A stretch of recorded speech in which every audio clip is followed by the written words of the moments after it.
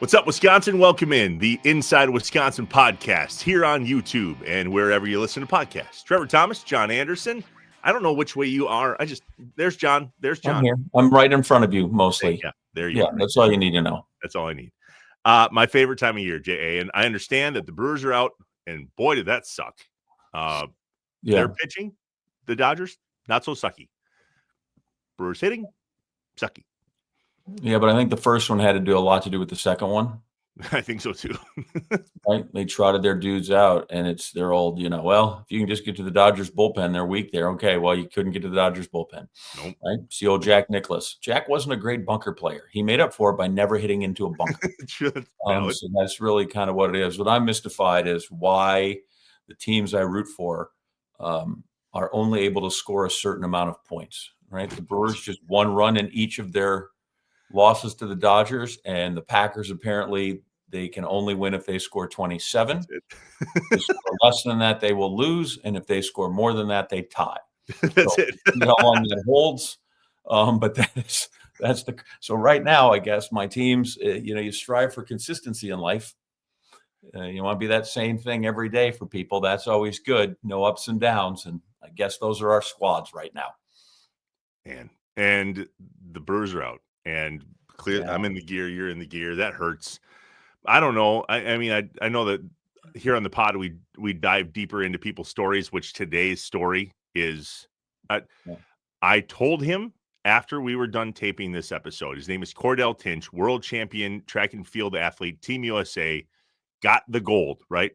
My favorite episode up until this one was Miss America, Grace Stanke. She was just unbelievably fascinating to me. And funny and charismatic and all the things. Our boy Cordell Tinch winning. This is my favorite episode. So if you are listening and have been with us for some time, or you are just joining the podcast for the first time, this is what this show is all about.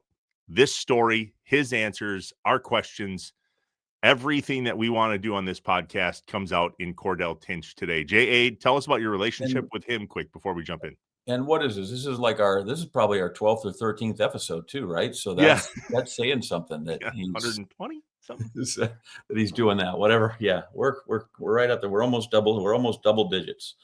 So he is. I like when I can every once in a while mention somebody. The problem is like you're pretty, your sports and all that other stuff. I mean, as long as it happened after 1983. And so everyone's like, we should get this guy on. And you're like, I don't even know who that is. And I'm like, yeah, I know, obscure track guy. Right. That's my thing. Obscure track guy. When I, both of us somehow started with this and do more radio than we should be doing. And like when I said to Homer True, I'm like, dude, did you see our boy Cordell Tinch? He's like, I don't even know that. I'm like, or Kenny Bednarik. Like, Kenny's gonna be the fastest guy in the world. Like, we can't. The guy from fastest guy in the world cannot be from Rice Lake. And you're like, the best hurdle in the world cannot have gone to Bayport High School. That just doesn't seem right, And yet you're like, hey, look, here it is. And there's something in deference to Miss America. That's just America. This guy's the world champ. That's all the continents, all the land masses, anywhere there are people, everybody's eligible. So he's all of them. It's the old thing. I don't know where he ranks, but he's in the top one. Cordell is a guy that, was a sensation in high school, then kind of disappeared when he went to college, and then went to a different college, and then pandemic and left college. And it's one of those things where, I feel like everybody in their life knows somebody with all the potential in the world. You're like, that guy could have been something. That guy could have been a contender. Everybody knows all this stuff. And sometimes they make it close. Mm-hmm. And sometimes they just fade away. And you're, gosh, and this is a guy who could have easily faded away. Which isn't to say you're a failure. It just means that his quote afterwards, after winning the world championships, when he, rededicated himself and found a place to really be good. He said, I just didn't want to be a cell phone salesman or work in a paper mill. Again, honest jobs and, decent ways to make living and support families. But this is a guy that we don't all have, as my coach would say, we don't all have the same pixie dust. And here's a guy with all the pixie dust in the world. And there was a chance it could have been squandered. And decided that, he had this gift and this opportunity. And he was able to get back. He was able to, kind of see it in himself. Others saw it in him way before. and help nurture it and bring it along. And lo and behold, this summer it goes to Tokyo, and the world champion in the 110 high hurdles, which is a marquee event that had been dominated by a guy named Grant Holloway, who's the greatest ever. And here's a kid that went to Bayport that's a world champ. And it is, it's funny because, as you said, when you heard it, the 110 hurdles, it's 110 meters, and yet somehow the journey seems a lot longer than that, as did the explanation from me. But yeah, 110 meter hurdles. The journey was longer than that, and not all the hurdles are just the ones you jump over. Amen. Authenticity and vulnerability. It is here in this podcast today. Enjoy this one. Cordell Tinch on the Inside Wisconsin podcast. The Inside Wisconsin Show is brought to you by American Family Insurance, Plains Farm and Fleet, Capital Credit Union, Amplify Health, Festival Foods, Quick Trip, Legit Pizza, and Miller Lite. He's a world champion. In what specifically, I don't want to get it wrong. That's John's job. However, that is Cordell Tinch, a Wisconsin guy and one hell of a track athlete. Cordell, thanks for taking some time to join us on the Inside Wisconsin podcast. We appreciate it. Thank you for having me. Well, there are 21 events to choose from. He doesn't look like he's throwing the shot. Ryan Krauser's kind of got that locked up. He is the world champ at 110 meter hurdles, which, by the way, isn't just one of the toughest disciplines in the world. Like, just to make the U.S. team is, let's start with that. Before we get to you being the world champ, talk about just trying to make that team, because we can put 8 lanes out there, 9 lanes, and any of those dudes can be on the global team. Yeah, you can actually, I think, in America currently, I think besides, in reality, the most consistent obviously would be me and Grant. Grant had a little bit of a down year, but besides me and Grant, if there's 4 spots in a sense for the United States to have, those next 2 could be anybody who's in that race, which is insane when you think about it, because anybody who's in that race who could make that also can make that final. Jacoby is 19, and he won USA's and made a world final this year.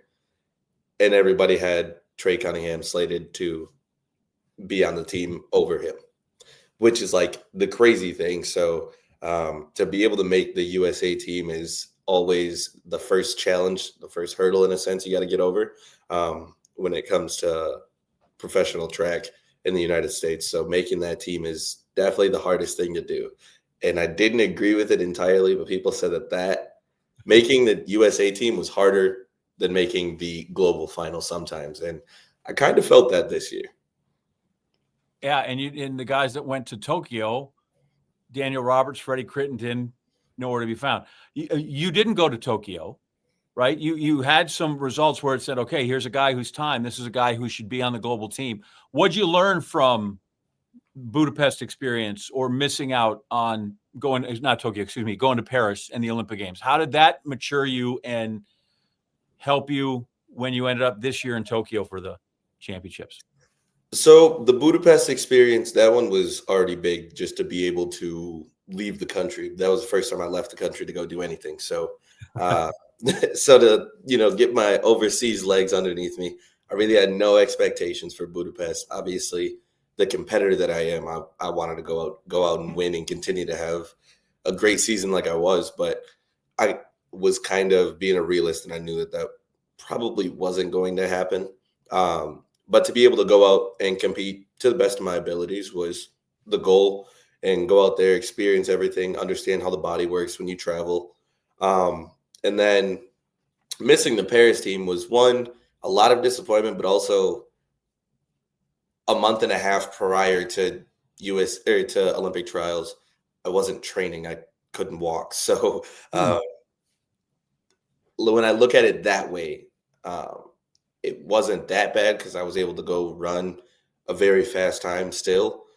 And, 3 dudes just happened to run 2 dudes ran their best races ever, and 1 dude ran his second fastest time ever. So there's not really much I could have done that day besides what I did. So to know that, and then have all the experience from, year 1, year 2, and bring it into year 3 of knowing how to stay healthy the whole year, how to make sure we're ready to peak at the right times, how to trust in the people around me. And I think it just kind of lined up for everything to go the way it did this year. All right, And so then- take us. Oh, go ahead, John. No, I was just going to say, and now I notice you're just wearing a chain. You're not wearing the ribbon medal. But now when someone like Trevor, or I saw you out at the Gorillas game, football game, what's it like when you hear someone say, here is world champion Cordell Tinch? It like sets in even like a little bit more and more. Like it still doesn't fully register, because I've always joked with like my close friends of not really joking, but like when you're serious but joking, and I'm like, I really think I'm the best in the world at what I do.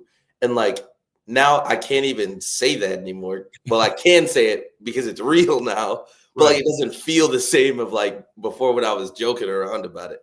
But all my friends have always supported it. So it still is a little bit of a surreal feeling. And sometimes I have to think like, oh, who are they? Oh, they're talking about me. All right, so take us back to the beginning. Like, cover the track game for now. And this started on the football field in Green Bay, Wisconsin. Yeah, take us there. Yeah. You know, going all the way back to, in a sense, my toddler days.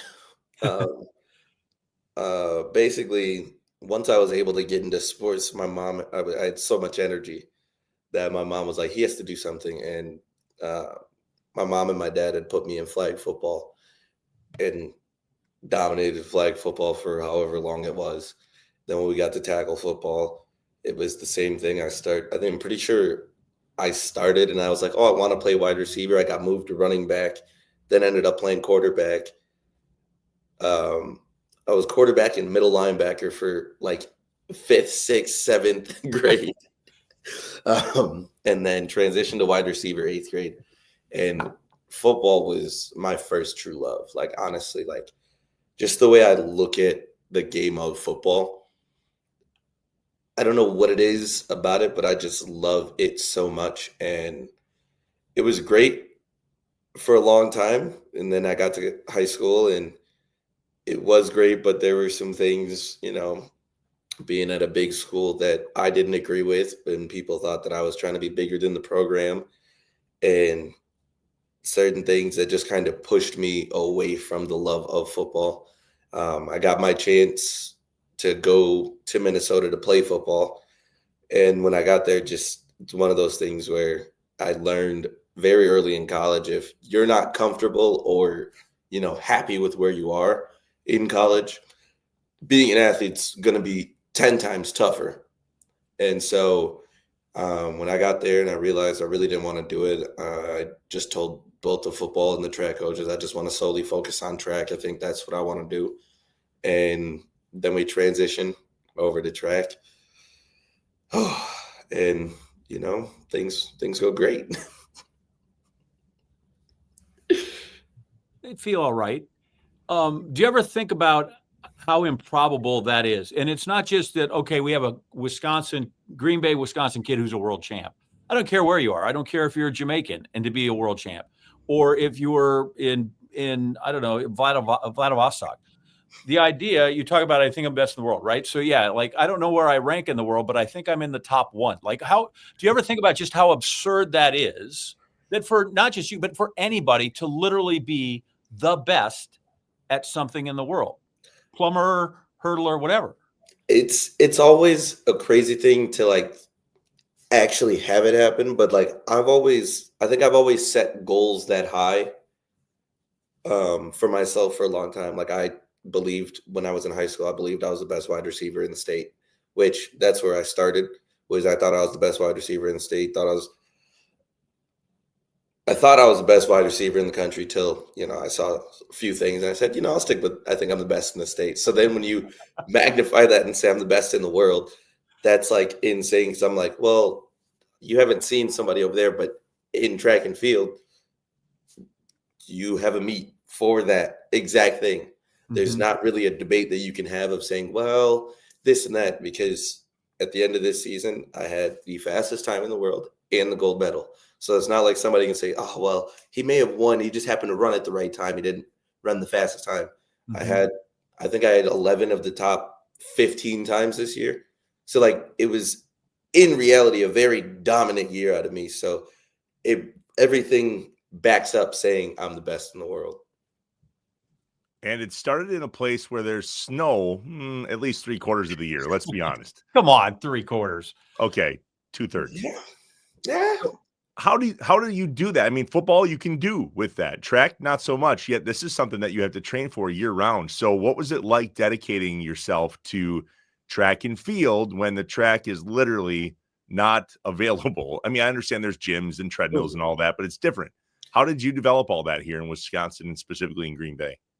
So I'll be completely honest about it. I think that my development of track really was just playing other sports. Like there was never like a specific, oh, my family, we went and got a track trainer, nothing. I had basketball trainers, I had football trainers, never had a track trainer. Track was always the third sport in line because basketball was more fun and football was my actual love. So track was just the third sport to keep myself busy and out of trouble. So for the most part, because of the basketball season, I usually missed a meet or two. So the indoor season really didn't affect, like I didn't really train too much or do much with it.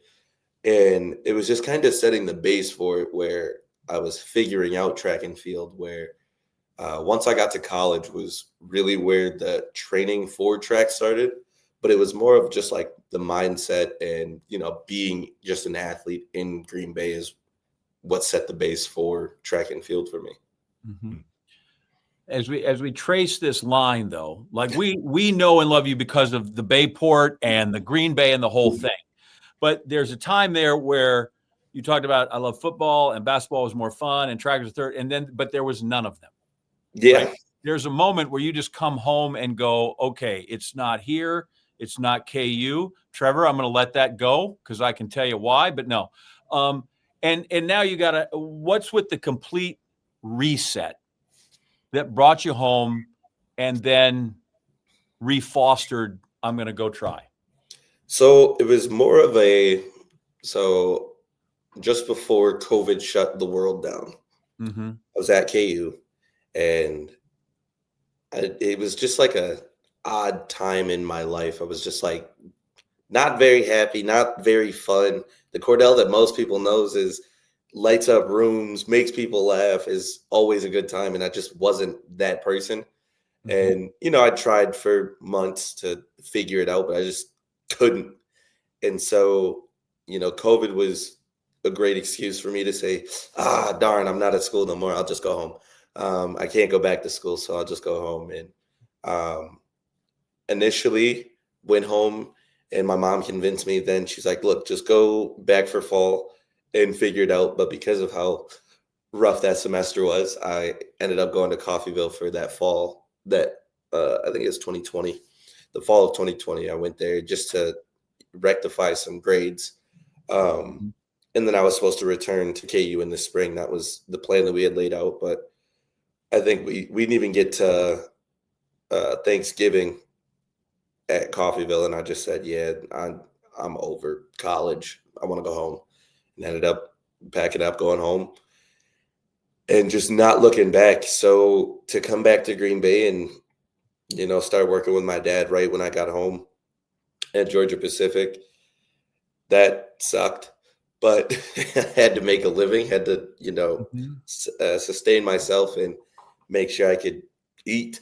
So doing things like that, then, working for Spectrum, and then ultimately ended up at US Cellular. Those were all jobs that were, meant to sustain my life. But at the same time, I didn't think that it was going to sustain for a very long time. It was just kind of like the thoughts of, having to clock in, having a boss, having to, do this or do that. Like I've always wanted to work on my own terms, which in track and field, in a sense, you really do get to. So to be able to go home and do that and watching other sports and realizing I still have the talent to, I just don't have the I just don't have the platform to be reached out to by my former roommate at KU. He told me, he's like, hey, I think we're going to go back to school, which he did the year prior. He said we were going to go to a school, and then there was crickets. I never heard nothing. So I figured this was another, I want to go back to school, but it's not going to fully amount to anything. So when I got the call from Kyle, and he actually was looking to have me come down there, I figured, if I'm going to get another shot, I might as well put everything into it. And I told Kyle when I first got there that my goal was to go pro. If I'm going to be here, this is a step to become a pro. And there were a lot of doubts just because when you look at the website that they use to track college track is T-First. My last meet was in 2019 or in 2021, something. I don't know when it is, but there's a large gap in between the last time that I competed. So I also wasn't running, astonishing times. It's like, first, if you want to go pro, you've got to get back to who you were 3 years ago and then surpass him by a lot. And I did all of that in my first meet. So like once I was in my first meet, I PR'd in both events, in both long jump and the 60 hurdles. That's when the thoughts kind of shifted, and we're like, okay, he might have actually been telling the truth of like, that's his goal and that's possible. And so to be able to get through all of that and just kind of come back into track with a different mindset and knowing, failure is not really an option. I don't want to go back and have to say to my mom again, this one didn't work out. We'll have to wait for another turn, or, I'll have to give it up entirely. I just didn't want to do that. So failure wasn't an option. The only choice was to go succeed. Boy, we're going to pick it up where that left off because I have questions. We've all heard of kickers, like they were delivering pizza and then they show up and they can still kick. This is a different ballgame. We're going to get back to that in a second. More with the world champ, Cordell Tinch, on the Inside Wisconsin podcast. Stay here. The Inside Wisconsin Show is brought to you by American Family Insurance, Plains Farm and Fleet, Capital Credit Union, Amplify Health, Festival Foods, Quick Trip, Legit Pizza, and Miller Lite. In food, there's a great debate. I don't have this debate, but I'm curious where you stand. Drummies or flats? That's what flats. Yeah, my son. Flats. Yeah, because like my boy, what was it, Kendrick Perkins? He's always like, man, that's whatever it is. It's 20. That's a 20. It's 2 dozen wings, all flats. And Colin, my son, he's an all flats guy. I don't know that I know enough about chicken when I'm hungry to care what form it comes in. Right? But I have heard the term, and appears to be that all flats is the route to go if you're going to be a barometer of what's hip in America. As you know, usually I am. Totally. Yeah. So that apparently is an all flats guy. And I'm like, I don't care. Because it's not really like you're eating a drumstick, right? Like a full-on drumstick looks like I get from, Popeyes or KFC, not this big. So I think like, wow, I think it is, something to get in all flats, to get the meat out of the middle is akin to like the people that can tie a knot in the cherry stem with a tongue, which by the way, I can do. Can you? So it's just, you're just like, okay, well, that's a unique feat of anatomy with your mouth and tongue if you can do it like that. But I have, just bring me the plate and extra napkins and a wipey. That's really all I care about. Wet wipey. Yeah. Yep. 79 years. Festival Foods has been local in grocery, and it doesn't matter whether it's Festival Foods or the new parent company, Schnucks. They're local, and they're here, and they will be here. Time for another top 5 list on the Inside Wisconsin podcast. J.A. has a laundry list of things. If you were watching when he was doing the pack up in the move to where he from Wisconsin, sure, and then from Connecticut to where you are now. I got a couple cool things sent to me, and I'm wondering if you have a list of some of the most obscure things. This comes from a conversation we were having on Inside Wisconsin Sports on the radio, Trevor and Josh on the statewide Wisconsin Sports Radio Network. I said, what are the... You should get a plug in there for the show. I'm going to do it every single podcast in case you were wondering. The idea of the conversation was, what are the most obscure sports memorabilia things? Yeah. And I made the comment about that guy, Right. the Pinewood Derby trophy that I had to put up there because you got the Emmys, Sure. which are apparently yeah, in a box. those. Are they out? No, Are they just, some are out. Some are out. some of them, I love that. Some of them are out. Got it. Okay. So you have a list of 5 things, and you asked me to put them in order in regards to like the cool Yeah. factor of the obscurity. So I'm in for this. This is exciting. Okay, so I'm looking at as always, my list of 5, 6, 7, Mention. 8, 9. Got it. Honorable mentions. Okay. 9 things. Yeah. The one thing I wish I had that I got when I was a kid that good knows where it is, and I literally could probably pick it up from any local place and lie and say it is. When I was a kid, I was in a restaurant in Florida. We were on vacation, and Howard Cosell ate at the table next to me. I was probably, I think maybe it was 9th grade, maybe a little before that. It might have been 8th or 9th grade. Anyway, and I took the napkin off his table. So somewhere I had, for the years, I had Howard Cosell's napkin, which seems like that really fits the bill about what you're talking about. Exactly what I'm talking about. Yep. It was not signed. It was just like, I just took Howard Cosell's napkin. That has been lost to history even before the move, which is too bad. Like I said, I could probably just go to some restaurant and grab some table linen, but that's not the case. I have my USA hockey jersey that's signed by Mike Eruzione and Mark Johnson, but that doesn't seem obscure. That seems decidedly the opposite of obscure. That seems almost grossly vain to, to have that when it comes through. I think I've shown it on this program before because he's been on the show twice. I have my Lambeau Leap ticket stub from that game that Leroy has signed. So that's kind of off the table. So let's go with since they got to be obscure. I have a golf instruction book, and each chapter is done by a different golfer, and I have a page signed by the great Billy Casper, who won the Masters and who won the U.S. Open. Right, Billy was famous for being a great putter. Billy was a San Diego guy. Billy had a bunch of kids. He was a member of the Latter-day Saints, and he's a fascinating story. And I was he would design golf courses after he retired. He was terrific.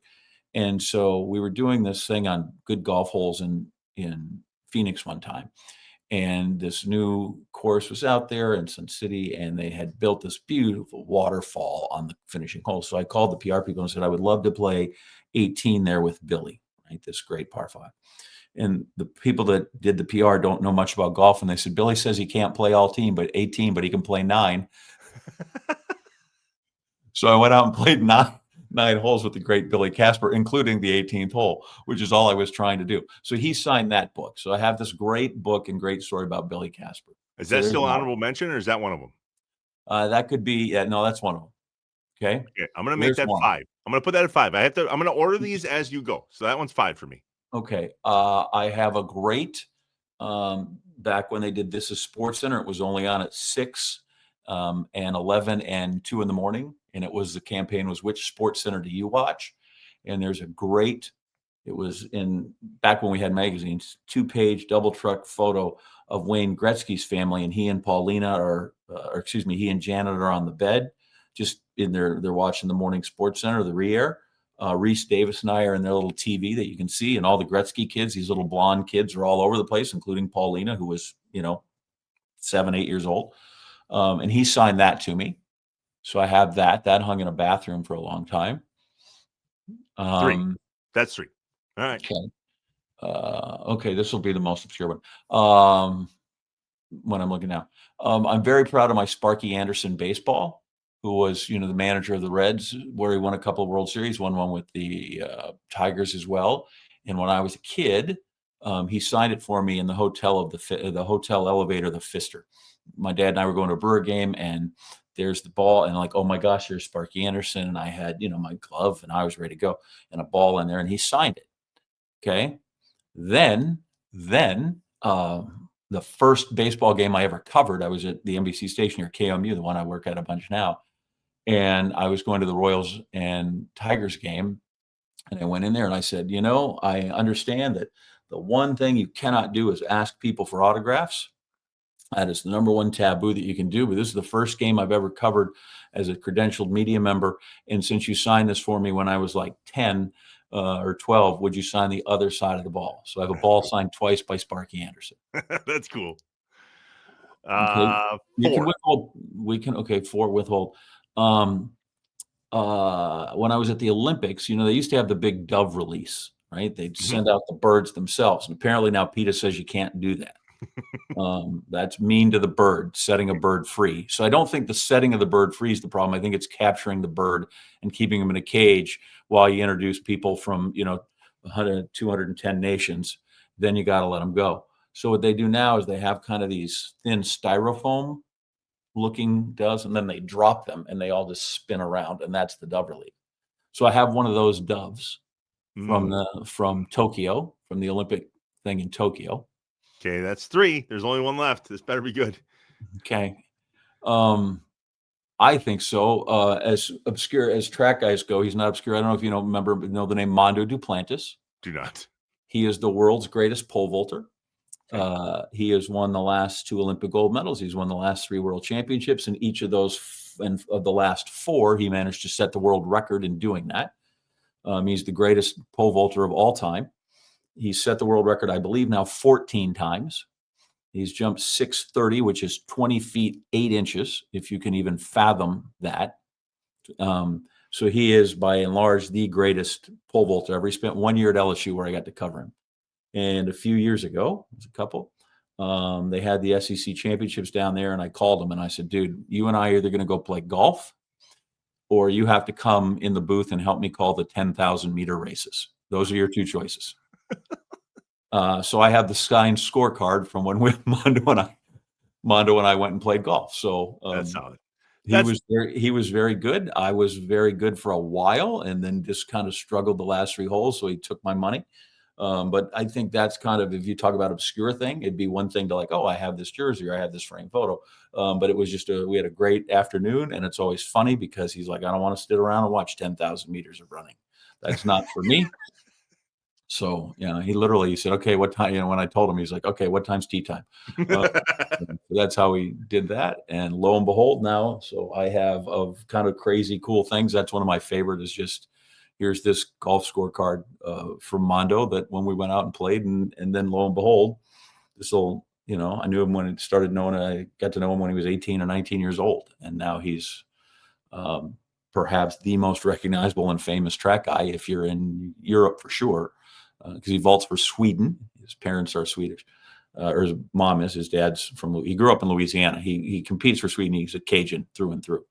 So, so I like my Mondo scorecard. That'd be on there too. That's cool. That's obscure.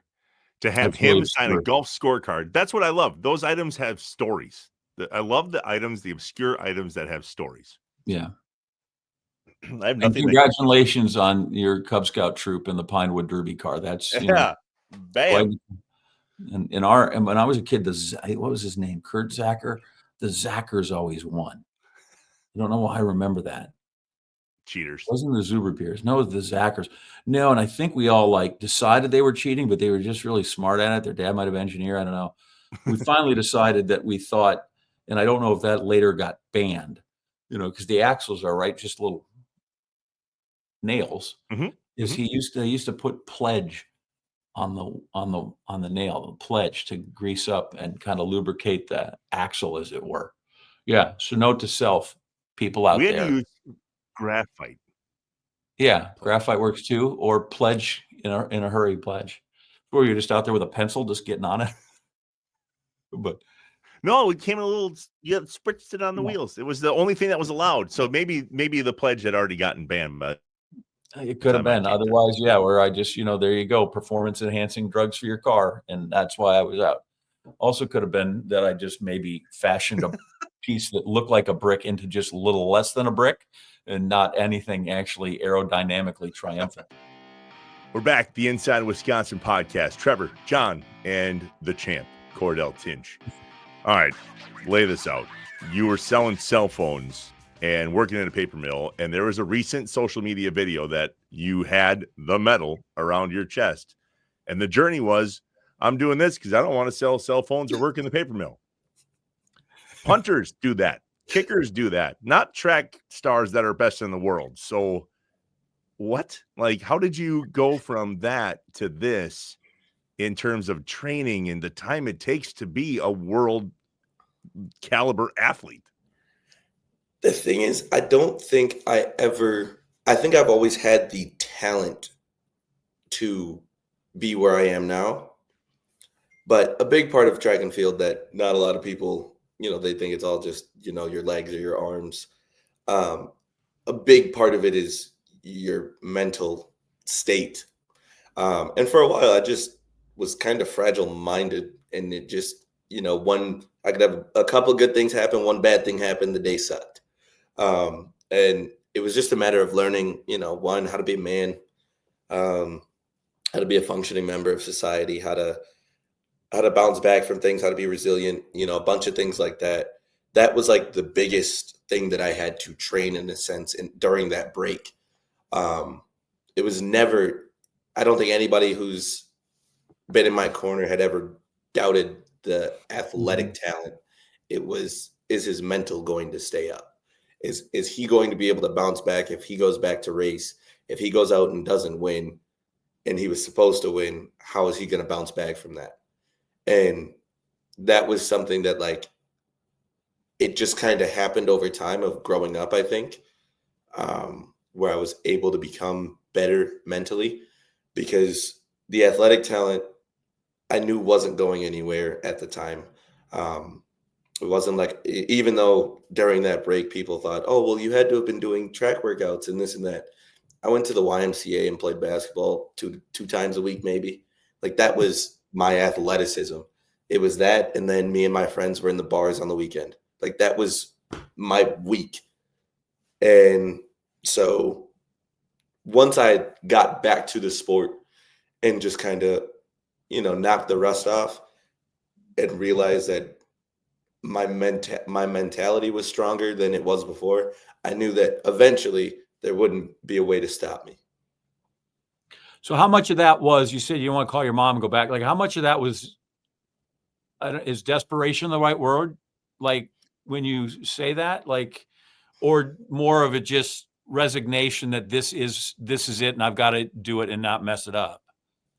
I don't think I really came in with the mindset of like, oh, I don't want to mess it up. I knew I had the mindset of like, oh, failure is not an option. But at the same time, there were so many people that have seen me as an athlete that have, prior to me even being a pro, there's people that were on the KU track team that said, this kid's probably going to be an Olympic or a world champ one day. This dude could be a world record holder. And I was running 13.8 at the time. And I'm like, what are you seeing? Like, there's dudes over there running 13.2s and 3s. Right. And a 13.8 is what you think is going to be the best in the world. And like, I never understood it. So I don't know if it's just something about me or if there really is something, because obviously I can't watch myself the way other people do and see myself through other people's eyes. But there's so many people that have, in a sense, believed in me as an athlete that I was like, well, I guess if I just keep doing it, it's going to work, because they see it. And these people are very smart within the track world. So obviously I'm doing something right, even when I think I'm doing things wrong. So I don't know if desperation is the right word. It was just more of I don't even know what word to use to describe it, to be honest. So who's the, where's the circle of people then now? Because when you go through some of that thing, people are quick to bail, right? Who are the people that are still there, that were there the whole time, that are critical to this success? And how many have come in that are in the circle now that have also helped aid it, that maybe didn't give up, that you're grateful that are still in the circle and we're always there? So there's, in a sense, like two circles. There's like the family circle and then the friend circle. And like my family circle is obviously my immediate family. But then my best friend, two of my best friends, One lives in his family lives in Swamico. That's another part of it. Well, I guess there's two families in Swamico. So them, then another family that lives in Howard. But my best friend he splits time in New York and in Florida, managing golf courses, depending on the season. So that's like my family circle is those three families. Then the friends circle is really, in a sense, it's my roommate from KU. And then the people that we met at Coffeeville, because even though I was there for what August to November, that's who most of the Pitt State team when I got there, that's who a lot of us were. Like there was 7 of us that came in there, I think. And like that is the group which one of them's now he's at Oregon, another one's at Northwest Louisiana, another one was at Arkansas, and then the other 2 graduated and moved on from track. That's like the other group, because that group has always believed in me athletically and knew with the right platform I would be in the right place, where the first circle is the family circle that keeps my head in everything. And then there's basically a third circle now of, the Doyle management group, all of them, because regardless of who it is, if they're a part of DMG, I can reach out and let them know, or even just have conversations with them, just with how much of a family feel that really is. All right. Rare is the professional athlete at your level that can come out and say, I had to get my head right. That's insanely impressive. Take care of your mentals, take care of your chicken, right? Thanks, Marshawn. Yeah, You got it. I got you. How did you overcome that hurdle? John and I have talked ad nauseum about this, that I am a huge advocate for mental health awareness. Huge. And you're 25. Yeah. Me at 25, hot mess. Me at 38, pretty hot mess. 42, finally got my chicken and my mental straight. Dude, that's impressive. And if you would share a little vulnerability in regards to what you had to overcome, as much as you want to share, and what got you here. In reality, it all started with when I first came back from Coffeeville. I just was very down, and I love Green Bay to death. But I'm a believer of, if you are born in Green Bay, I think that it's really tough, whether it's as an athlete or you have whatever dreams and aspirations, to stay in Green Bay and reach that. I think that if you leave, reach it, come back, that's what a lot of people do. Because Green Bay is a fantastic place to live, but I don't think it's a great place to grow. Like, it wasn't a great place for me to grow. And when I came home, I believe I was 20, 21. Somebody had asked me, like, oh, where do you see yourself in 3 years? I said, I'd be lucky to be alive. Like, I really didn't have an outlook of looking that far ahead, because every day that came was just rough. Like, regardless of what it was, like, I didn't have fun doing anything. And it took a lot of opening up and figuring out how to convey my emotions to somebody who can either, one, just listen, because sometimes you just need to get it out. And you don't even want to hear a response. You just have to get everything that's on your chest, your shoulders, your head. You just want to get it all out. And then you're like, hey, okay, I feel better. Don't even respond.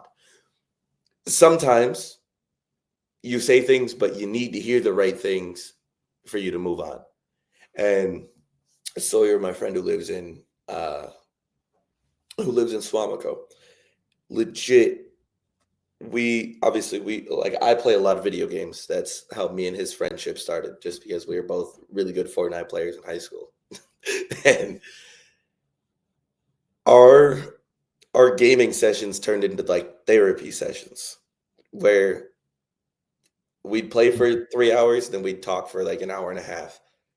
And I would just ramble, but he always knew the exact right things to say, which is why I have so much love for him and his family.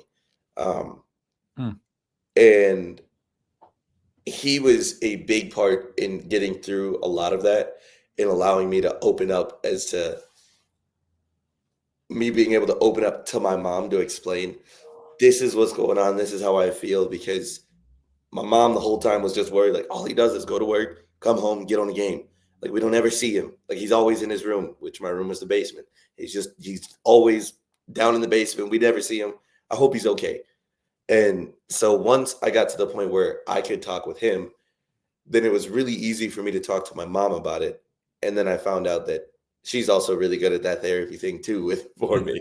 So both of them, having two really, really good people that I could always, whether it's 3:00 in the morning and I'm calling one of them, if I call Sawyer and he don't answer, my mom will answer. If I call my mom, she don't answer, Sawyer answers. Like, to know that I always have one of those two, regardless of how good or bad the day is, was really one of, like, the biggest thing for me, is just all the love and support that they had given me when Sawyer, in a sense, didn't owe me anything like that. He's just a friend. Like, I don't think you should put that on any of your friends, but at the same time, though, if a friend is willing and knows how to help you with it, Yeah, it's fantastic. it is. I want to make two comments there, if you don't mind. One is, I do that with my son every once in a while, which I learned that you don't get right away because you want to parent so fast. So now when I talk to my kids, I'm like, am I listening or am I helping? Right. The first thing is just like, because if I just need to listen, I can bite my lip. But our parents' natural tendency is we want to fix everything. Right? Exactly. The second part is you have clocked Green Bay straight on as someone who, right? Like, I feel like I've had a great career. And I was there, and I've had people say, well, I know it's nice, but like, you should have been at the Super Bowl after they won, beat the Steelers. We had this party in Lambeau Field out in the parking lot. You should have been there. I'm like, well, actually, you know what? I was at the game. It wasn't terrible. And I have people that still think kind of like, well, I know you went to Connecticut, but you missed Packer games on Saturday. So I can't wait for somebody to look at your world championship medal and go, that's great, but you're missing some Packer games down there in Pittsburgh. Right? Like, there's something about that you say that is, as wonderful as it is, can sometimes be confining. That there'll be people in Green Bay that will not see your gold medal as fully as successful as you could be, because you're missing 8 Sundays a year by being down there. Exactly. Right? At least I feel like that you and I have had some similar experiences, though I'm not really sure I've never heard the national anthem played in my honor. But I've always felt some of that, where people were like, yeah, I know it's great, but so-and-so runs the Little League in town, and that's a big deal when he comes through there. I will say that. What was like when the first time you went to, Trevor, this is an inside the Beltway term, but after you finish in the top 3 in a championship, and if there's a world championship or Olympic, you get to go to team processing. And that's where they give you your uniform. And the first time you see like, what was the first time like when you went into team processing? So the first one was, I was confused at first, because I was like, they were like, oh yeah, you got to go down here. And basically so I don't eat on meet days. Okay. I don't eat until after the race, which when we race in America, usually I can live with, because it's early enough. Well, when we race in Europe, we don't race till about 8 to 10 p.m. It's a little bit tougher. But I think we ended the day for USA's in 23 when I made the team. So it was a long day. And they were like, well, I was like, oh, can I eat now? And they're like, well, you got drug testing. Then before whatever time, you got to go to team processing, fill all this out. Team processing is a lot of paperwork. A lot of people think you just go back there and you're like, oh, okay, I want this, I want that, I want those. No, it's usually you sitting there with your phone or your computer or your iPad, typing in your address 19 times, typing in your email, your phone number, typing in a whole bunch of information that everybody needs. Your list of medications. Like, you have to fill all of these things out. And I thought, this year, I was like, okay, I didn't make the team last year, but this year, you guys have all my information. None of it's changed for 2 years. No, refill it all out. So team processing takes a long time simply because of how many forms you have to fill out, how many conversations that you've, in a sense, had already. You have to sit there and rehab them. And like, it's kind of disrespectful to be like, okay, like, I know what you're going to tell me, be on top of my whereabouts, this is the country's regulations for this. Like, you're giving me the paper, but you're also explaining all of it. So it takes a while, but at the same time, you earn being there. So that's like where you got to sit back and be like, all right, fine. But once you get in there and they start giving you the stuff, what's that? That's got to be amazing. Yeah. Like, it's cool to get something that says Bayport on it, but I think it'd be awesome to say Team USA too. Now, once all the papers are done, because I always save the uniform and stuff for last, because the paperwork is just draining. Therefore, I need to pick me up. So to be able to go over and be like, this is the uniform style this year, okay. And then you realize how much stuff that they actually give you. You get a new suitcase to take home because your suitcase ain't fitting how much they're giving you. So you get a new suitcase. Sometimes you get a bag. Sometimes the bag's inside the suitcase.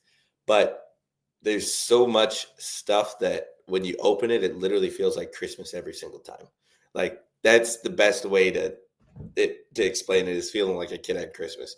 Because this year I didn't get to open my, like, with what they were all sending. I didn't open it till after the Diamond League final because I had left. I think it was 6 days after USA's to go over to Europe for my last little tour. And so I had to wait an extra month basically to open up that bag. And I opened it up a week before I left a week before I left for Tokyo.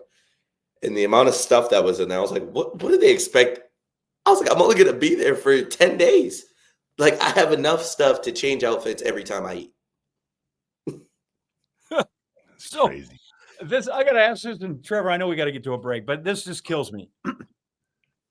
You're talking about Sawyer over in Swamico and your boy in Howard, and then you're talking about, but then I got to go to Zurich for the Diamond League final. And is there an absurdity to that in your life that you just, because I know people in Howard and I know people in Swamico, but I don't ever have to actually, then I got to go to Zurich, or I got to go to Monaco and all these other places. So it like sets in. Trevor's got to go to Ledgeview tomorrow, but he doesn't have to.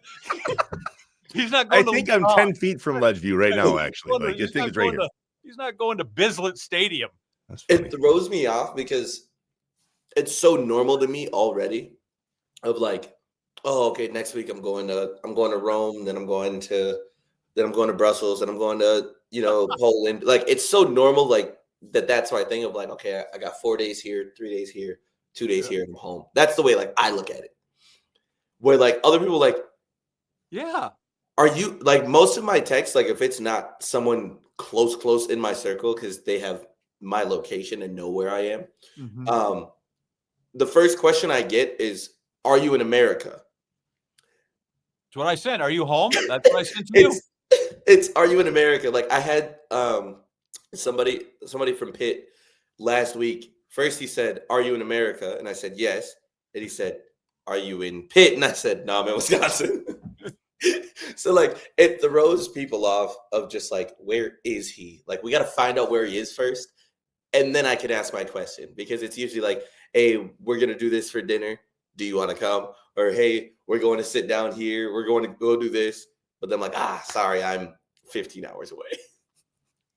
How crazy. That's not a 1% problem. That's like a 1/10 of 1/100th of 1% problem that people have. Yeah. Right? It's probably the same distance between Noah and Kishane at the Olympics. That's probably how big that's probably how big of a percentage it is. Sure. Man, what a story. All right, we'll wrap it up with Cordell Tinch in just a second. The Inside Wisconsin podcast.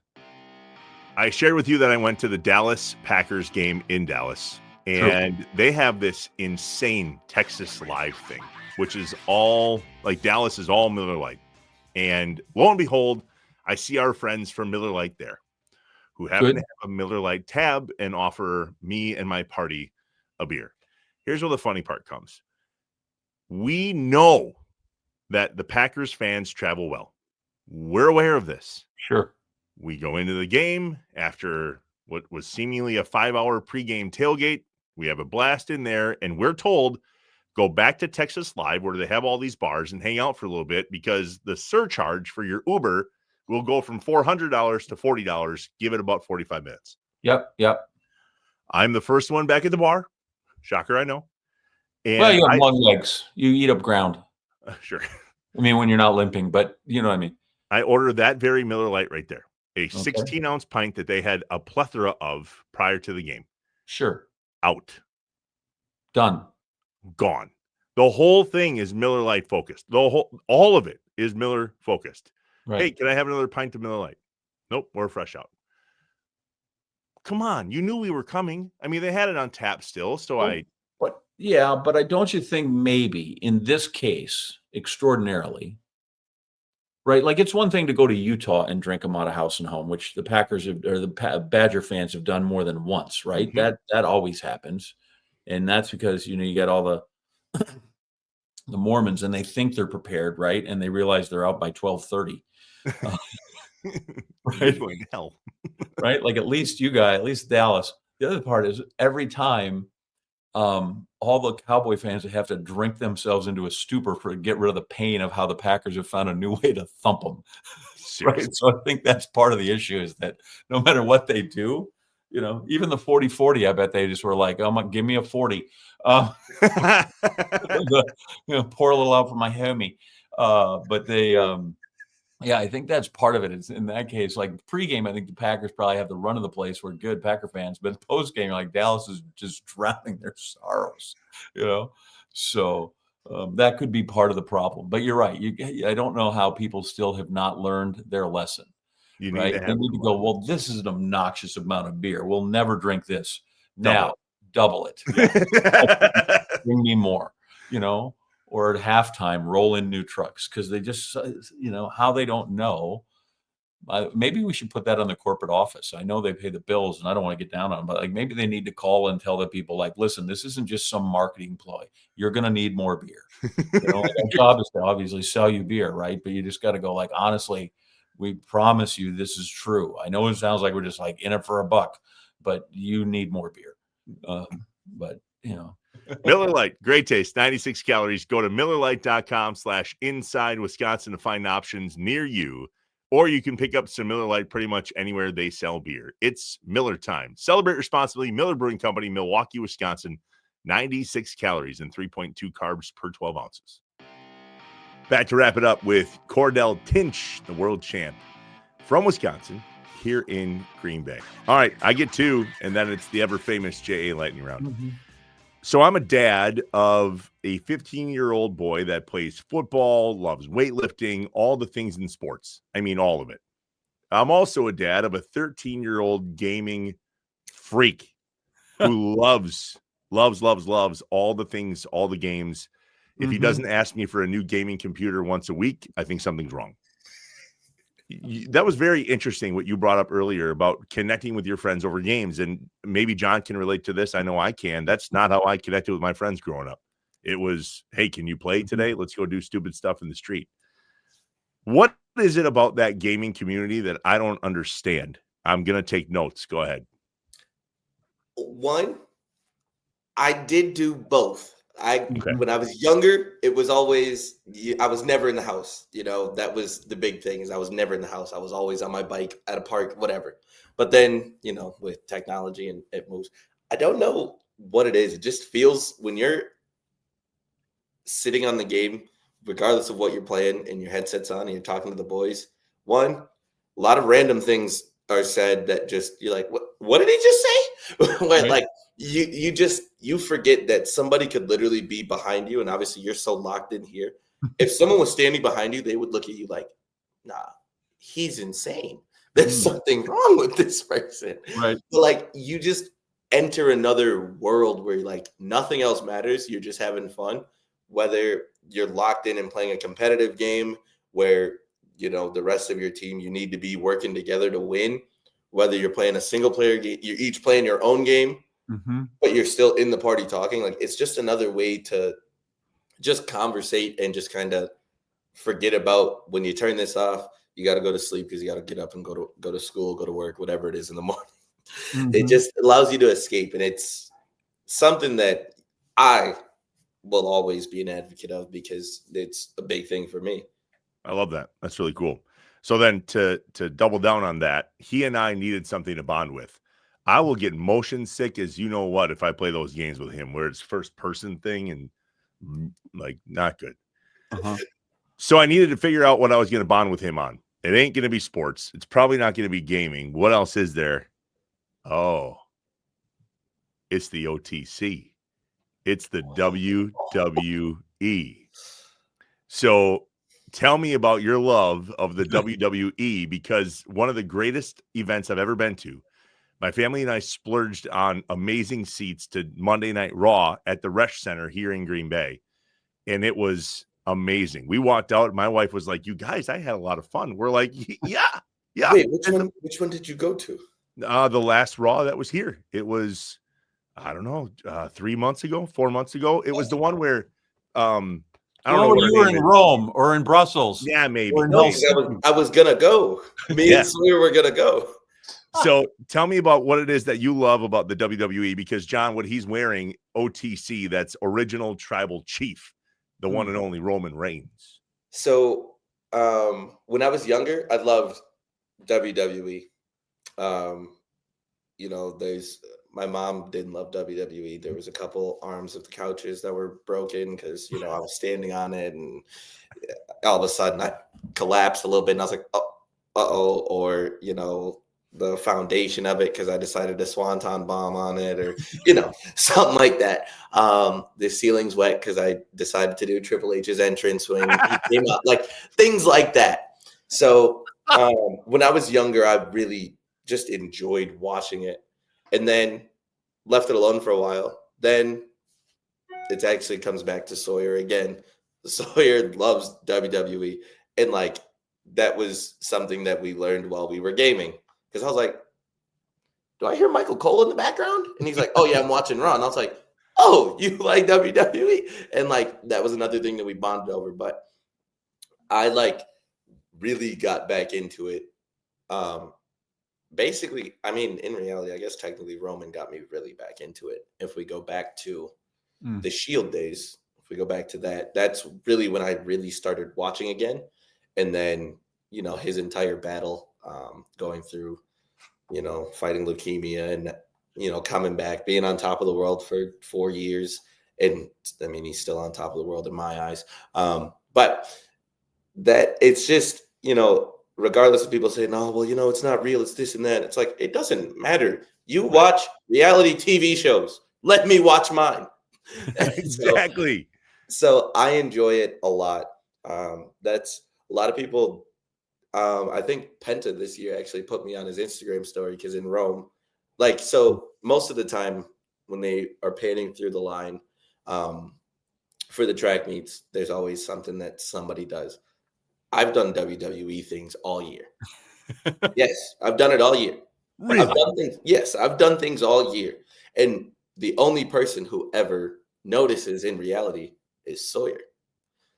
And so it seemed like the faster I ran, the more people paid attention. Even though in the World Championship final, I acknowledged my tribal chief.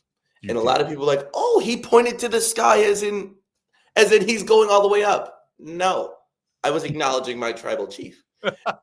And people don't understand it, but I've done it all year, and I hope that I can find some type of video and get a compilation of all of them this year, just because there were a lot of them, and I tried not to do the same one twice. But I'll help you figure out which one's going to be next. Which, by the way, if you said that you and I were going to bond over WWE and John was going to sit there and not have a clue what the hell we're talking about in a show with a track athlete, impossible. It's amazing. This is where you guys underestimate me. Oh, is that so? So I had to find a new agent because my agent, Nick Kahn, went and took over the WWE. Okay, yeah, you have a connection. Yeah. And he runs the whole stinking place, okay? I don't know who you guys can call the WWE, but I can get to the top in one phone call. I mean, I can get to anybody. It doesn't have a McMahon in it, but I don't know where he is and anything, but I can get to him. So y'all underestimate me a little bit on what I happens. mean, I can. But the gaming thing I can definitely relate to, because I will say this, you talk about the pandemic, and my son lost the last 3 or 4 months of his senior year, which is really a bad time for that to hit. And we had always kind of been like, dude, you spend too much time there. But the fact that it kept him and his peer group, because he went to this private school. So he had a buddy in New Hampshire, one in Florida, and then one literally who was a block away. Mm-hmm. But that those kids were able to be kept together, even if it was on a headset, was an amazing thing. We said, wow, in this case, as often as you're like, dude, get off it. It was a really, I don't know, lifesaver is the right word, but it was some sense of normalcy for that kid. Yeah. To be able to stay connected to all these other people. Now I just go up there and I hear it and I'm like, are you okay? Right? Because they're screaming and yelling at each other or loud. And I'm like, and he's like, Dad, it's great. We're fine. I'm like, okay. So I get That's that. how it goes. You're yelling and it sounds to somebody else like, oh my God, he doesn't like it. But then 5 minutes later, it's like, all right, same time tomorrow. Yeah. Mayhem. Right. Or he finishes dinner and he's like, all right, I'm going up to I'm going to get on with the boys. I'm like, oh, okay. So it's crazy. All right. I'm going to run these quick. All right. All right. You're taking a bunch of your time. First off, because when you sent out when you made the comment, you don't want to sell cell phones or paperwork. I sent back to you, like, this is the most Wisconsin comment ever. Because I don't know. It was a narrow audience that would have gotten that. What is the most Wisconsin thing about you? Probably that I love Quick Trips. That's actually the first place I go when I get off the plane in Wisconsin. Is I go straight across to that Quick Trip. And what do they say? What is it they always say on your way out? Thanks, buddy, or see you next time, or see you next time. And I'm like, oh, you're gonna see me a lot over however many days I'm home, because going back down to Kansas, we have Quick Trip, but not the right one. No, they start with a Q. Yeah. You don't want that. All right. I feel like maybe you gave away a world record a couple years ago in a qualifier at Nationals. How fast can you run? What's the number you can make, you think? I personally believe eventually, I think that in the right race, right conditions, that I can run 12.7 something. Mm-hmm. I didn't believe it for a while. It's just like, times will come, but I've had a lot of former great hurdlers already say, if anybody's going to do it, it's going to be him. So world record right now, Trev, is 12.8 by a guy named Aries Merritt. But what was it? Was it a semifinal that you ran at Nationals and you kind of walked over the last one and you still ran like 12.80 something? I'm like, I think he just gave away the world record. I think it was 12. It was 12. It might have been 12.99 or 13.0, but it was a very fast, but very casual. Very good. And the other race I saw you run super fast was at the Texas Relays, and then you bit the 10th hurdle, and I thought you'd broken your ankle. But that had a Zephyr. You were running with like an 8-mile-an-hour wind behind you. That was the race that I think changed my perspective on the year, though, if I'm being honest. That was the actual race. After that race, originally I was like, all right, my ankle don't hurt no more. And I remember walking up to both my jumps coach, Jesse, and Kyle, and I said, we are going to run something crazy this year. And he was like, you didn't finish the race. And I was like, we don't care. Like, we don't care about not finishing the race. I was like, we just had everybody in the stands watching a hurdle race going, because I was beating everybody by a hurdle already. Yeah. And so that was where I kind of knew that the year was going to go well. Like, I'd had my doubts, but I really, that was honestly the turning point of that year for me. And Trevor, that's the first time I ever went and said hello to you. I'm like, how do I not know? I know everybody from Green Bay. How do I not know you? Mm-hmm. Which is crazy. What's the name of the Pitt State gorilla? Gus. Perfect. Who do you have in a fight? 100 men or a gorilla? I have a gorilla. You take the gorilla. I always have a gorilla. Would you ever fight an orangutan at a county fair for $5? I'll take the challenge. All right, good. Please don't. I have on here what makes you laugh, but it appears about anything. But what is Yeah. guaranteed to make you laugh? I really, honestly, I don't think anything really is the answer. Like I laugh a lot. Right, like a gorilla fighting 100 dudes. Yes. Name me an NBA player you would like to dunk on. Tyrese Halliburton. Oh, you want to go? You want to go after your boy in Oshkosh, huh? Have you? No, Okay. I did. I did try in our summer league stuff, but he did end up. Shout out Jack Plum, my center at the time. Jack Plum got murdered in Oshkosh, and it was definitely my fault. I wasn't playing any defense, and I watched Tyrese catch a body, and I said, "Oh man." So you're responsible for that, huh? Absolutely. So okay, let's keep it on your high school basketball team. If you couldn't take the last shot, who would have? Who would have? My senior year, it would have been probably Alec Nagel. Okay, very good. How many Bayport track records do you hold? 6. Which one am I missing? I got the hurdles, the low hurdles, high jump, long jump, triple jump. I believe. Oh well, unless they've broken it. I was on the 4x1 record. All right, very good. What leg? I was anchor. I would hope. Okay. How many Pitt State records do you have?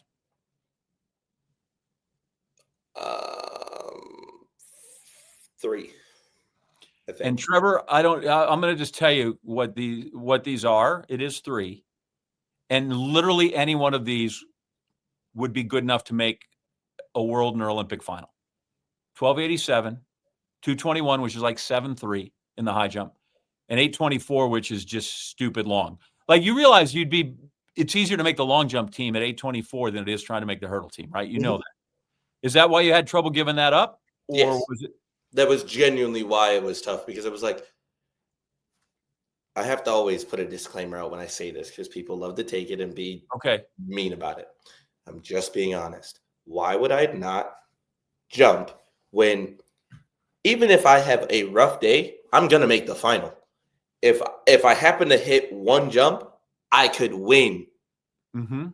Therefore, why would you not try to make the team in 2 events when there's nobody consistently? You can't pick anybody of the long jumpers and say that's the guy right now. No, because who you think is the guy doesn't do well that day, and some height or some college kid beats him. There's no consistent person where you're like, okay, this is at least the top few. No, I'll take the hit for you.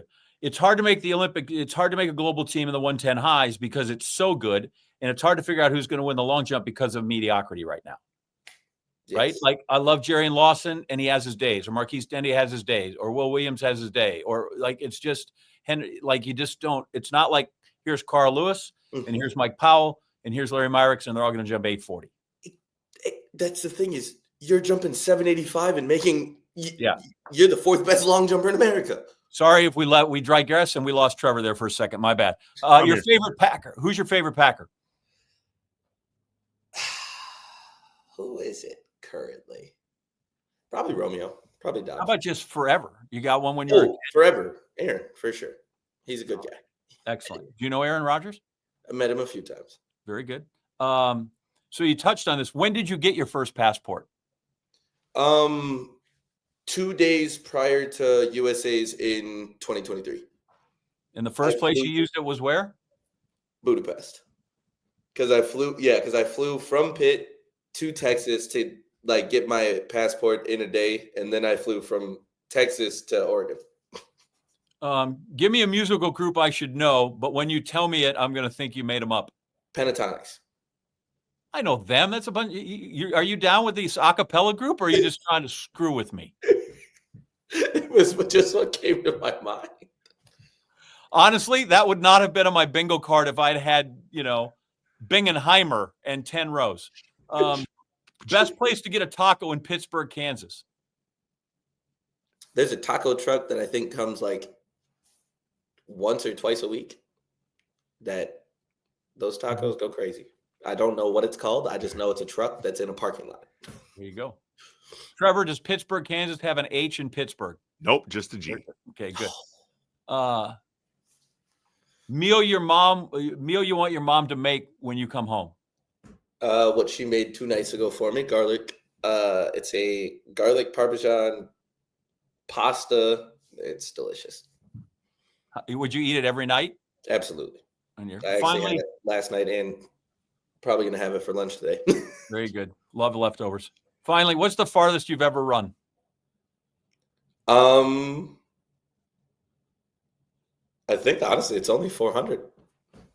Well, in a race setting, I've ran 500s in practice before. 500. That's it. Yeah. Never run a half. Never had to go 2 laps around. Nope. Not even warm up. Go get your warm up in before you stretch. No, my warm up is a walk around, then a jog around. So it is 2 laps, but it's walk and then jog. So that's my kind of warm up. And somehow you've eked out a world championship out of this. That's effing amazing. Just barely. Dude, congratulations. We are thrilled for you. As you know, I love the sport, so I'm thrilled for anybody that Trevor knows I dig track runners. That's my passion. I love all the guys. That there's somebody from my hometown that has not only won the world championship, but has persevered through there to win that. It is fantastic. And I can't wait, because the opportunity that you could maybe win a gold medal on your home soil in LA has got to be a really amazing thing. And so good luck in the interim as we drive towards that goal. And we appreciate your time here on Inside Wisconsin. Thank you for having me. We want you to do a whole lot more than just save money. We want your money to grow, just like your dreams. We want you to achieve financial well-being and the feelings that go along with that. Capital Credit Union, doing the right thing. As I always do, after we taped that episode, I texted Cordell and I said, dude, stay in touch. That was amazing. Thanks so much for sharing your story. And he goes, I had a great time, and that was different than the other ones I've done, and I appreciate that. So that's really cool to hear that feedback from him. I have a new leader in the clubhouse. He's got a great story. I cannot wait to forecast him as someone in the Olympics that's going to do some crazy things. Could be there and could be the thing. I think he might be the guy to break the world record. I'm anxious to see what happens with Grant now that he's, and like I said, what's hard is Grant is probably my favorite track and field athlete and the best friend I have in the sport. And he's run the second fastest time ever, 12:81. The world record's 12:80. He won 3 straight world championships. He's won 3 straight or 4 straight indoor world championships. He won the Olympic gold medal this last time. He's got an Olympic silver, and he just had an off year, and guys dusted him. Is that who joined you on your last Sports Center? Yes. Okay. Yeah, that guy. That he had won the trials. So I don't know if he's injured. I don't know what it is, but even if something happens tomorrow, but he run 12:81. But I think Tinch, and there was a race where he shut it down over the last hurdle. And I'm like, dude, I think you just gave away the world record.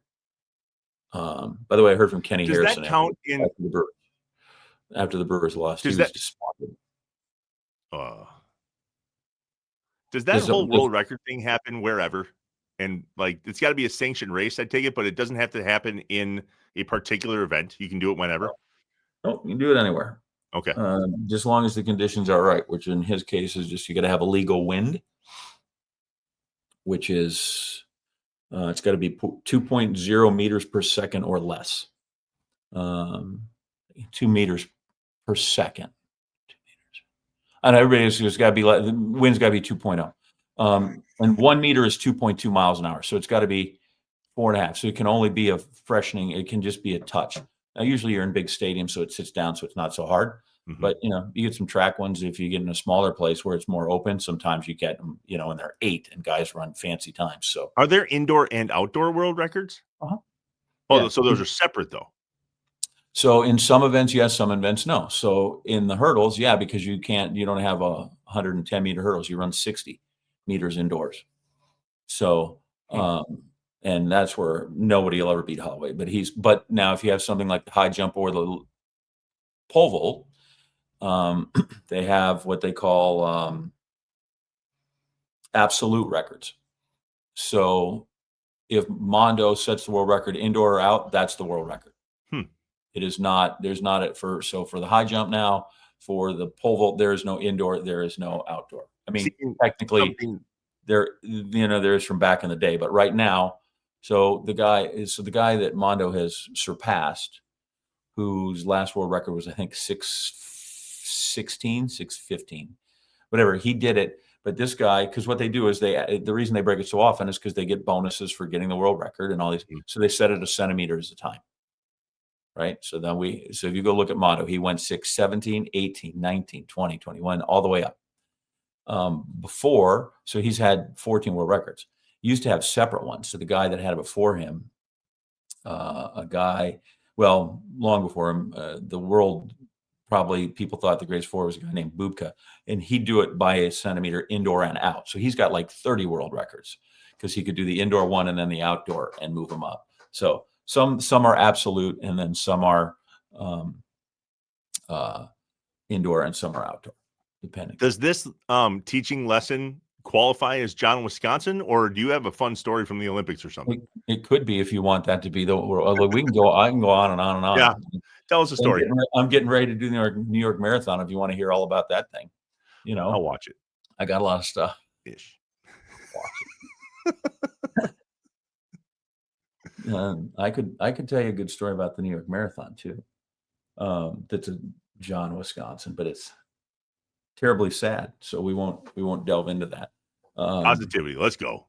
Positivity. So we didn't get a chance to ask Cordell, and it's because I wait for the Olympics. And I know I asked it to Kenny Harrison when he was on this program, because I think it's the most extraordinary thing, especially if you're in the venue when someone wins and they have the medal ceremony and you watch them stand on the medal and they hear their national anthem.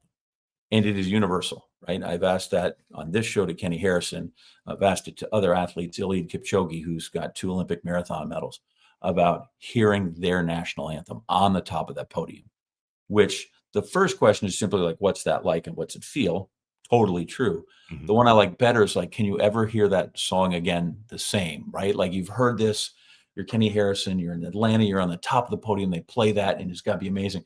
And then you go to a Brewer game and you're like, what's it like when you just hear it before, before Freddie Peralta goes out and takes the mound? Like, I just feel like it's got to hit you different. It has to be something that you're like, I've heard that song before, but it's never quite the same. Right. I'm sure if you've heard Bruce Springsteen play Born to Run in concert, it's not ever quite the same again when you've heard it on the radio. I don't know, you're a concert goer and some of those things, but in that case, that song in that moment seems to me to be really an amazing thing. And so I've sat through a bunch of these ceremonies where I'm like, wow, that's great. And, for every country, no matter who it is, you kind of stand up, and no matter where you are, you hear a certain segment of that crowd that's there for that person sing. And it's really kind of always a goosebump moment. But it's never, for me, I'm always an impartial observer. But it was odd this year, last summer at the Olympics, when they were handing over they were doing all the pomp and circumstance, they handing over the Olympic flag, and then they take down the host country's flags. Down came the French flag, and they raise the American flag, and they play the national anthem. And I mean, I'm like, I couldn't believe I was standing there. And I'm like, wow, the Olympics, I've just been here for 2 weeks, and, you see all the drama and the excitement, and, people who are overwhelmed to accomplish their goals. And I'm like, that's coming to my country. Like, that's really amazing. We had seen Billie Eilish sing and Snoop Dogg sing and do their little bit in the transfer thing. And then they come back in the stadium, and you're like, that's really breathtaking. I just hope that we put on a show in LA, and we as a nation, impress the world. So there you go. Stand, play the national anthem, put your hand over your heart, whatever it is. I really, I would recommend that, Trevor. I don't know what else you got going, but next time, make a point, put on your schedule, go to the Olympics closing ceremonies, watch the flag get raised or lowered, because it's really something that's awesome. You're doing that again, right? I don't know. I'll have to see if they're asked, but I don't know. If it was not here, I'd say no in a heartbeat. But it's a younger man's game, dude, and I don't know that I got it in me. So That's understood. the last time I did it, when I did Tokyo, I'm like, it took me a couple years before I was like, okay, I think I could do it again. You know? And then I think when they called, I surrendered on the spot, but it took a while. That's a great story, Jay. Thanks for sharing that. All right. Our thanks to Cordell Tinch for his story. Wow. Just wow. Watch for him too. I think so. Yeah. That's going to be a special moment. Speak it into existence. All right. As you were, Wisconsin. We'll see you next time. Shut up and sit down.